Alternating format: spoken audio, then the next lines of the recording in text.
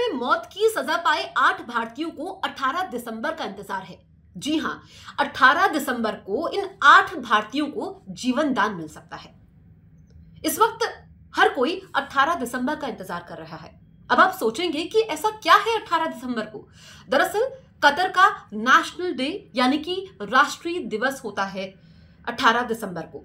और कतर में अगर हम देखें तो ये परंपरा रही है कि नेशनल डे के मौके पर कतर के शेख कहिए आप या कतर के अमीर कहिए, वो कैदियों की सजा को माफ करते आए हैं और ऐसा पहले भी हो चुका है।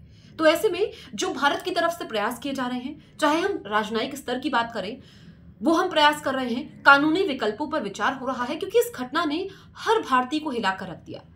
भारत सरकार भी इसमें कदम उठा रही है और कतर के साथ जो हमारे रिश्ते हैं, ऊपर से 18 दिसंबर जो बेहद करीब है क्योंकि नवंबर आ चुका है और ऐसे में नेशनल डे के मौके पर कतर के शेख जिनके हाथों में सब कुछ है।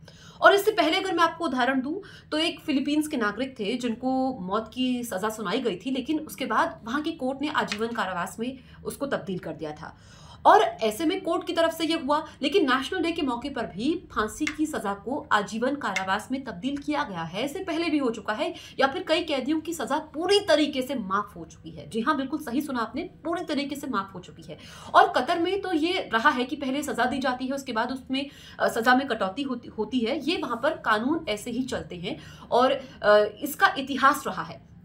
अहम बात यह है कि जो 8 भारतीय हैं, पूर्व नौसैनिक ऑफिसर्स रह चुके हैं, इनको 26 अक्टूबर को मौत की सजा सुनाई गई थी और इनको पिछले साल अगस्त में कतर में गिरफ्तार किया गया था। इन पर आरोप यह है कि इन्होंने इजराइल के लिए जासूसी की है। हालांकि कतर की तरफ से कभी भी आरोपों को सार्वजनिक नहीं किया गया। हमने देखा कि अक्टूबर महीने में ही भारत के राजदूत जो कतर में हैं, वो इन कैदियों से मिलने गए थे और पहली बार ऐसा हुआ था कि जब कतर ने एक्सेस दी थी।